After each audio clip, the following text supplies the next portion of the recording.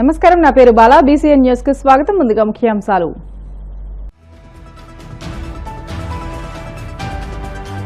పెదమేరంలో aqua రైతు సంఘ నాయకులతో సమావేశమైన డిప్యూటీ స్పీకర్ రఘురామ ట్రంప్ విధించిన సుంకం తగ్గించేందుకు కేంద్ర ప్రభుత్వం ప్రయత్నిస్తున్నట్లు వెల్లడి. రాష్ట్ర ప్రభుత్వం ప్రతి నెల 1వ తేదీన అందజేస్తున్న ఎన్టీఆర్ భరోసా సామాజిక పెన్షన్లను లబ్ధిదారులు సద్వినియోగం చేసుకోవాలి. పశ్చిమ గోదావరి జిల్లా జాయింట్ కలెక్టర్ రాహుల్ కుమార్ రెడ్డి సూచనలు.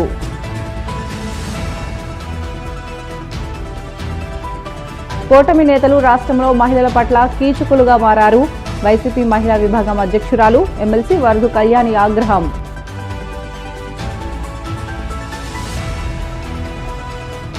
అమలాపురంలో నూతన విద్యుత్ సబ్స్టేషన్ కు శంకుస్థాపన చేసిన ఎమ్మెల్యే ఆనందరావు కూటమి ప్రభుత్వ పాలనలో అభివృద్ధి పరుగులు పెడుతుందని వెల్లడి. పశ్చిమ గోదావరి జిల్లా కాళ్ళ మండలం పెదమేరంలో ఆక్వా రైతు సంఘ నాయకులతో డిప్యూటీ స్పీకర్ రఘురామకృష్ణరాజు సమావేశమయ్యారు. ఈ సందర్భంగా ఆయన మాట్లాడుతూ భారత ఎగుమతులపై అమెరికా అధ్యక్షుడు ట్రంప్ 25% పన్ను విధించారని అన్నారు. భారత ప్రభుత్వం ప్రధాని మోదీ, కేంద్ర మంత్రి పీయూష్ గోయల్ ట్రంప్ విధించిన సుంకం తగ్గించేందుకు ప్రయత్నాలు కొనసాగిస్తున్నారని అన్నారు. ఇది ఆక్వాకు పెనుభారమేనని అన్నారు. రాష్ట్రంలో ఎన్నికల సమయంలో కొన్ని రాయితీలు కల్పిస్తామని మాట ఇవ్వడం జరిగిందని, ఒక్కొక్కటిగా రాష్ట్ర ప్రభుత్వం అన్ని చేసుకుంటూ వస్తుందని అన్నారు. రేపటి నుండి అన్నదాత సుఖీభవ పథకం ద్వారా రైతుల ఖాతాలో నగదు జమ అవుతుందని, ఆగస్టు 15 నుండి మహిళలకు ఉచిత బస్సు పథకం అమలు అవుతుందని తెలియజేశారు. ఈరోజు నిన్న మధ్యాహ్నం వచ్చినటువంటి వార్త, ట్రంప్ గారు మొత్తం భారతదేశం నుంచి వెళ్ళే ఎగుమతులన్నిటి మీద వారి దిగుమతులపై 25% పన్ను విధించారు. అది తగ్గించాలి అనే ప్రయత్నం భారతదేశ నాయకత్వం, ప్రధానమంత్రి గారు పీయూష్ గోయల్ గారు ప్రయత్నాలు కొనసాగుతాయి. కానీ ప్రస్తుతం ఇమ్మీడియట్గా తగ్గకపోవచ్చు. సో ఇది ఒక 10% వరకు మార్కెట్ స్టెబిలైజ్ అయింది. సో ఎక్స్పోర్టర్స్, ఈ రైతులు అందరూ కూడా అంతవరకు రికన్సైల్ అయ్యారు. ఈ ఎక్స్ట్రా భారం అనేది డెఫినెట్గా పెనుభారమే. అక్కడ ఒక పక్క ప్రయత్నాలు జరుగుతూ, ఇక్కడ గతంలో కొన్ని ఎన్నికల సమయంలో కూడా ప్రభుత్వం తరఫున కొన్ని రాయితీలు కల్పిస్తామని చెప్పి మాట ఇవ్వడం జరిగింది. మరి ఒక్కొక్కటిగా ప్రభుత్వం కూడా అన్నీ చేసుకుంటూ వస్తుంది. మరి చూస్తే కొత్త పింఛన్లు ఇవాళ రాష్ట్రంలో 1,00,000 మందికి వితంతువులకి కొత్తగా పింఛన్లు ఇవ్వటం ప్రారంభించింది. అలాగే రేపటి నుంచి అన్నదాత సుఖీభవ కూడా జమ అయ్యటం ప్రారంభమవుతుంది. 15వ తారీఖు నుంచి మహిళలకి ఉచిత బస్సు అన్నది కూడా జరుగుతుంది. ఒక్కొక్కటి చిన్న భిన్నమైన ఆర్థిక వ్యవస్థలో ఒక్కొక్కటి కాలు చేయకూడదు తీసుకుంటూ ఒక్కొక్కటి ఇచ్చిన మాట నెరవేర్చే పనిలో ముఖ్యమంత్రి గారు, రాష్ట్ర ప్రభుత్వం ఉంది. సో కాబట్టి ఈ విద్యుత్ సబ్సిడీ ఏదైతే ఉందో అది కూడా తప్పకుండా వస్తుంది. కానీ ప్రస్తుతం ఈ బడ్డను తట్టుకోవాలి అంటే ఈ 10 ఎకరాలు దాటిన రైతులకు కూడా ఈ భారం నుంచి, ఈ విద్యుత్ భారం రూపంలో కొంత రిలీఫ్ ఇస్తే కాస్త ఆ ట్రంప్ భారాన్ని కూడా తగ్గించుకున్నట్టు అవుతుంది. సో కాబట్టి రైతులందరూ, ఇప్పుడు మాకు మీటింగ్ జరిగింది, రైతులందరూ కూడా యునానిమస్గా ఏదైతే మాట ఇచ్చారో మీ ప్రభుత్వం అన్నీ టకటక అమలు చేస్తుంది. ఈ మాసాల్లోనే 3 చేస్తున్నారు కాబట్టి మాది కూడా పరిశీలించమని చెప్పడం జరిగింది. తప్పకుండా ఈ ప్రాంత ఎమ్మెల్యేలు ఒంగోలు జిల్లాలో ఉన్నాయి, నెల్లూరు జిల్లాలో ఉన్నాయి. కనీసం ఒక 40 మంది పైగా ఎమ్మెల్యేలు ఈ ఆక్వాకల్చర్ ఎక్కువగా జరిగే ఏరియాలో ఉన్నారు. అందరూ కలిసి ముఖ్యమంత్రి గారిని కలుసుకొని ఈ రైతు సమస్యల్ని తెలియజేసి దానికి తప్పకుండా వీలైనంత త్వరగా రిలీఫ్ వచ్చేలాగా చేస్తాం. ఇంకా ఈ ట్రాన్స్ఫార్మర్ గతంలో సబ్సిడీ ఇచ్చేవారు, ఈ మధ్యన ట్రాన్స్ఫార్మర్ రేట్లు కూడా కాస్త పెరిగినట్టున్నాయి. భారం 2-3 రెట్లుగా పెరిగినట్టుగా మరి కొంతమంది చెప్తున్నారు. సో కాస్ట్ అంతా లేదంటే ఒకవేళ రైతులకే వాళ్ళు చెప్పిన స్టాండర్డ్ కంపెనీస్ ఏమన్నా ఒక 5-6 కంపెనీల పేర్లు చెప్పగలిగితే ఆ కంపెనీలోనే మరి ఆ ట్రాన్స్ఫార్మర్స్ వీరే కొనుగోలు చేసుకునే విధంగా ఏమన్నా వెసులుబాటు ఇచ్చే అవకాశం ఉంటుందేమో పరిశీలిద్దాం అని చెప్పి రైతులకు కూడా మాట్లాడటం జరిగింది. ఆ దిశగా కూడా విద్యుత్ శాఖ అధికారులతో మాట్లాడి గొట్టుపాటి మన మినిస్టర్ గారు కూడా ఉన్నారు, రవి గారు, ఎలక్ట్రిసిటీ మినిస్టర్ గారు, రవి గారితో కూడా మాట్లాడి, ఎందుకంటే ఆయన ఏరియాలో కూడా కొంత అక్వాకల్చర్ ఉంది ప్రకాశం జిల్లాలో. ఆయన నియోజకవర్గంలో పెద్దగా లేకపోవచ్చు కానీ ప్రకాశం జిల్లా అక్వాకల్చర్ గురించి ఆయనకు కూడా సంపూర్ణమైన అవగాహన ఉంది. సో తప్పకుండా ఈ ట్రాన్స్ఫార్మర్స్ పెట్టే ఖర్చు కూడా ఎంతవరకు వీలుంటుందో తగ్గించడానికి మంత్రి గారితో ఆ డిస్కామ్ ఎండీలతో చైర్మన్లతో మాట్లాడి ఎంతవరకు తగ్గించగలరు, ప్రభుత్వానికి నష్టం లేకుండా ఎంతవరకు వీరికి వెసులుబాటు ఉండే అవకాశం ఉంది. ఎందుకంటే సుమారు 40,000 పైగా. పశ్చిమ గోదావరి జిల్లా పాలకొడేరు మండలం గొరగనముడి గ్రామంలో వృద్ధాప్య, దివ్యాంగ పింఛన్లను స్థానిక జ్ఞానానంద సీనియర్ సిటిజన్స్ ఆశ్రమంలో జిల్లా joint collector T Rahul Kumar Reddy స్వయంగా అందజేశారు. ఈ సందర్భంగా లబ్దిదారుల ఆర్థిక పరిస్థితి, ఆరోగ్య పరిస్థితి, పిల్లల చదువుల గురించి అడిగి తెలుసుకున్నారు. లబ్దిదారుల ఇంటిలో మంచినీటి కుళాయి, కరెంటు సౌకర్యం, డ్రైనేజీ సదుపాయం పరిశీలించి వారి అవసరాలను అడిగి తెలుసుకున్నారు. ఈ సందర్భంగా జేసీ మాట్లాడుతూ ఎన్టీఆర్ భరోసా సామాజిక పింఛను పథకం కింద జిల్లాలో ఈ రోజు 2,26,995 మందికి పెన్షన్లు ఉదయం 6 గంటల నుండి సచివాలయ సిబ్బంది ద్వారా పంపిణీ చేశామని, ఈ పెన్షన్ల కింద జిల్లాకు 97.14 కోట్లు ప్రభుత్వం మంజూరు చేసిందని తెలియజేశారు. ముఖ్యంగా ఆగస్టు నెల నుండి ప్రభుత్వం స్పౌజ్ కేటగిరీ కింద జిల్లాలో 3,988 మంది వితంతువులకు పెన్షన్లు పంపిణీ చేశామని తెలియజేశారు.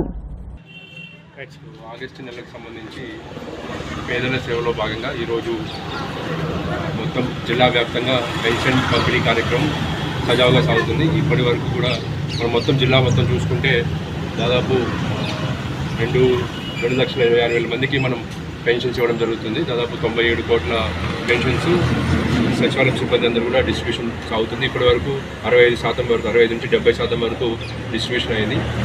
ఈ నెల ప్రత్యేకత ఏంటంటే ముఖ్యంగా ఈ నెల దాదాపు 3,900 మందికి ఎవరైతే స్పౌస్ కోల్పోయారో, గత పెన్షనర్స్కి సంబంధించి ఎవరైతే పెన్షనర్స్ చనిపోయారో వాళ్ళ స్పౌసెస్ అందరికీ కూడా ఈరోజు మన జిల్లాలో పెన్షన్స్ ఇవ్వడం జరుగుతుంది. ఇది చాలా మంచి పరిమాణం. ఎందుకంటే పెన్షన్ తీసుకునే వ్యక్తి చనిపోయిన తర్వాత ఆ స్పౌస్ ఏదైతే భర్త కానీ భార్య కానీ చనిపోయిన తర్వాత వాళ్ళని ఇబ్బంది పెట్టకుండా త్వరతగిన గవర్నమెంట్ ఇది ప్రాసెస్ చేసి మన జిల్లా వరకు చూస్తే దాదాపు 3,900 మందికి కొత్తగా అంటే ఆల్రెడీ వాళ్ళ ఇంట్లో పెన్షన్ వస్తుంది, చనిపోయిన తర్వాత మళ్ళీ వెంటనే వితిన్ 1.5 మంత్ వాళ్ళకి మళ్ళీ తిరిగి పెన్షన్ ఇచ్చే విధంగా చర్యలు తీసుకోవడం జరుగుతుంది. వాళ్ళతో కొంతమందితో మాట్లాడితే వాళ్ళు చాలా ఎమోషనల్గా కూడా చాలా సంతోషంగా ఫీల్ అవుతున్నారు. ఎందుకంటే ఒక వ్యక్తిని పోగొట్టుకుని వాళ్ళ ఇంట్లో బాధగా ఉన్న సమయంలో గవర్నమెంట్ చాలా ముందుకు వచ్చి వెంటనే ఇది ప్రాసెస్ చేసేసి వాళ్ళ స్పౌస్కి పెన్షన్ ఇవ్వడం అనేది చాలా మంచి వెల్ఫేర్ ఇనిషియేటివ్. సో దాన్ని జిల్లాలో సక్సెస్ఫుల్గా ఇంప్లిమెంట్ చేయడం కోసం డిఆర్డీఏతో పాటు ఎంపీడీఓస్ సచివాలయం సిబ్బంది అందరికీ కూడా ఇన్స్ట్రక్షన్స్ ఇవ్వడం జరిగింది. ఇంకొక ముఖ్య గమనిక ఏంటంటే పెన్షన్స్తో పాటు P4 కూడా, ఎందుకంటే చాలామంది పెన్షనర్స్ చాలామంది బంగారు కుటుంబంలో రావడం జరిగింది. ఇంకా ఎవరైనా సరే బంగారు కుటుంబంలో మిస్ అవుతున్నా కూడా ఈ పెన్షన్ డిస్ట్రిబ్యూషన్ కార్యక్రమంలో భాగంగానే సచివాలయ సిబ్బంది అంతా కూడా వీధి తిరుగుతూ ఎవరైతే ఇల్లు లేని వాళ్ళు, మంచినీటి కుళాయి లేని వాళ్ళు, కరెంట్ కనెక్షన్ లేని వాళ్ళు, ఇంట్లో ఎవరు సంపాదన లేని వ్యక్తి ఎవరైనా ఇలా విధంగా ఉంటే వాళ్ళందరినీ కూడా ఐడెంటిఫై చేసుకొని వాళ్ళందరినీ కూడా బంగారు కుటుంబంలో చేర్చే విధంగా చర్యలు తీసుకోవడం జరుగుతుంది. అంతేకాకుండా నీడ్ అసెస్మెంట్ ఒకటి కూడా జరుగుతుంది. సైమల్టేనియస్గా ఆ పెన్షన్ ఇస్తున్న కార్యక్రమంలోనే వాళ్ళతో ఒక 5 నిమిషాలు 10 నిమిషాలు మాట్లాడితే వాళ్ళకి కావాల్సింది ఏంటి, వాళ్ళు పేదరికం నుంచి బయటికి రావాలంటే వాళ్ళకి ఏమేమి అవసరాలు ఉంటాయి, వాటిని ఏ విధంగా ఆదుకోవాలి అనే కార్యక్రమం కూడా చేయడం జరుగుతుంది. ఈ విధంగా ఎంపీడీఓస్, కమిషనర్స్, సచివాలయ సిబ్బందిని అందరినీ కూడా ఓరియంటేషన్ ఇవ్వడం జరిగింది గత నుంచి. సో కట్టినే వాళ్ళతో ఒక 5 నిమిషాలు మాట్లాడినప్పుడు ఖచ్చితంగా నీడ్ అసెస్మెంట్ కూడా అయిపోతుంది. సో ఈ విధంగా ఆనరబుల్ సీఎం గారు ఇచ్చిన 2 కార్యక్రమాలు, ఒకటి పెన్షన్ డిస్ట్రిబ్యూషన్ పెన్షన్, అదేవిధంగా P4 సంబంధించి జీరో పావర్టీ ఉద్దేశించి జిల్లాలో జిల్లా యంత్రాంగం అంతా కూడా మండల లెవెల్ అధికారులందరూ కూడా చాలా నిమగ్నమై ఇంటెన్సిటీతో ఫోకస్తో ఇది పెట్టడం జరుగుతుంది. ఖచ్చితంగా సీఎం గారు ఏదైతే ఉద్దేశం అనుకున్నారో అది ఆచరించే విధంగా జిల్లాలో ప్రణాళికంగా మనం ఒక ప్రణాళికబద్ధంగా మనం కార్యాచరణ చేసుకొని ముందుకెళ్తున్నాము.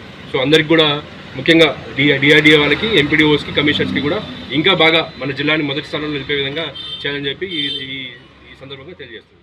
టీడీపీ నాయకుడి కుమారుడు ప్రేమ పేరుతో ఓ యువతిని మోసం చేస్తే మంత్రి కొల్లు రవీంద్ర రాజీకి ప్రయత్నించడం సిగ్గుచేటని వైసీపీ మహిళా విభాగం రాష్ట్ర అధ్యక్షురాలు ఎమ్మెల్సీ వర్ధు కళ్యాణి ఆగ్రహం వ్యక్తం చేశారు.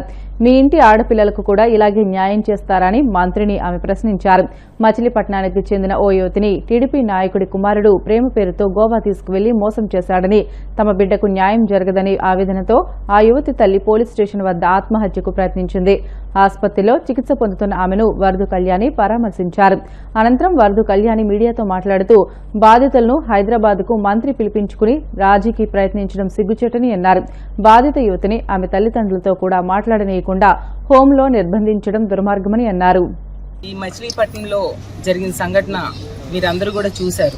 ఎంత దారుణం అంటే ఆ అమ్మాయిని 4 రోజులు తీసుకొని వెళ్ళిపోయి మళ్ళీ తీసుకొచ్చి ఇప్పుడేమో సెటిల్మెంట్ చేయడానికి ప్రయత్నిస్తున్నారు. తండ్రేమో తెలుగుదేశం పార్టీ మాజీ కార్పొరేటర్, ఇక్కడ మంత్రి గారైన కొల్లు రవీంద్ర గారికి ప్రధాన అనుచరుడు. అందుకు మంత్రి గారే స్వయంగా రంగంలోకి దిగి సెటిల్మెంట్ చేయడానికి ప్రయత్నిస్తూ ఉన్న సంగతి మనకి ప్రత్యక్షంగా తల్లి, అలాగే ఆ అమ్మాయి తాలూకా సోదరుడు, తండ్రి చెప్పిన దాన్ని బట్టి మనందరికీ క్లియర్ గా అర్థమైంది.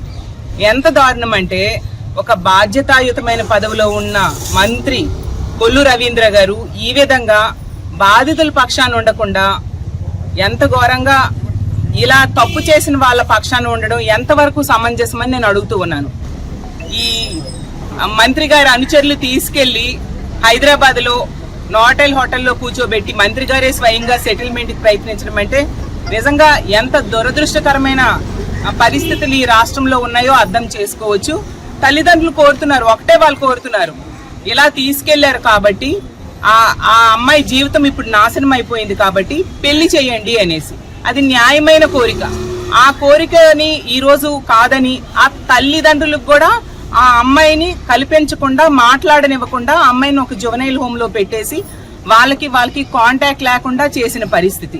ఇంకా తిరిగి బెదిరించడం, పెళ్లి గనుక చేసినా కూడా చంపేస్తామని ఆ అబ్బాయి తాలూకా తండ్రి సుబ్రహ్మణ్యం అతని మనుషులు కలిసి బెదిరిస్తున్నారంట.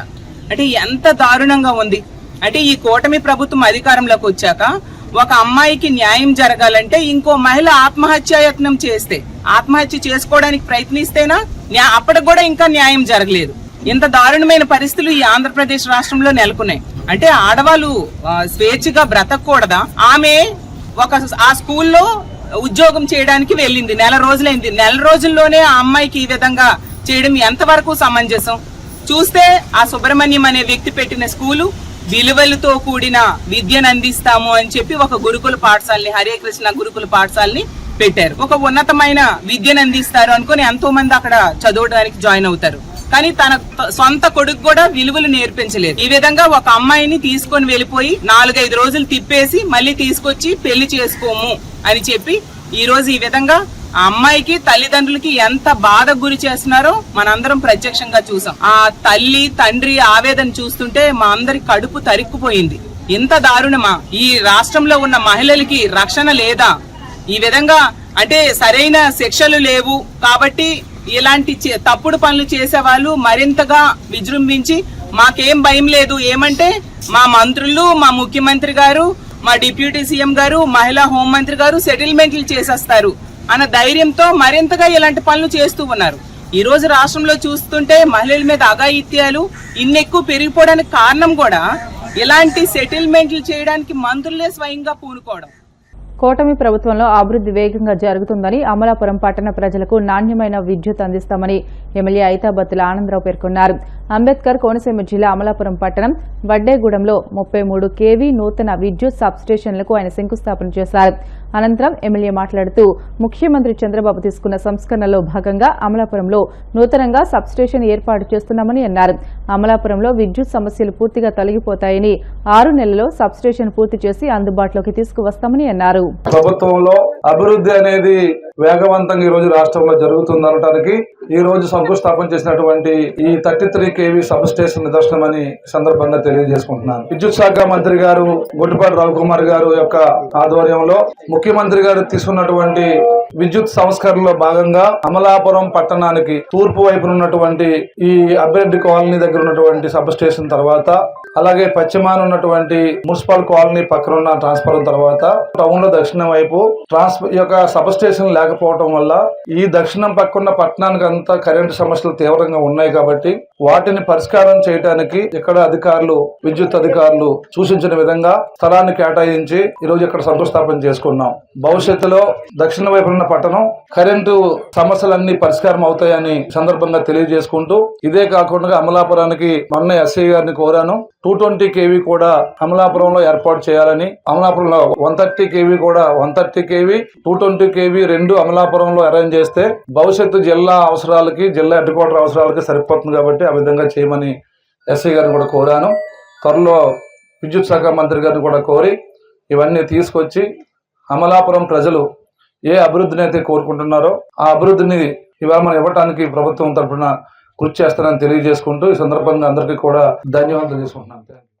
బ్రిటన్ షార్ట్ బ్రేక్ తీసుకుందాం. శ్రీవితాజ్.